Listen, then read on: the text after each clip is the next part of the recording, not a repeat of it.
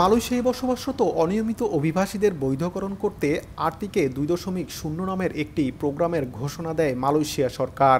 চলতি বছরের 31শে March registration পর্ব শেষ হলেও পুনরায় এই কর্মসূচির সময়সীমা বাড়ানোর জন্য দেশটির স্বরাষ্ট্র মন্ত্রণালয়ে স্মারকলিপি জমা দিয়েছেন অন্তত 4 শতাধিক নিয়োগকর্তা।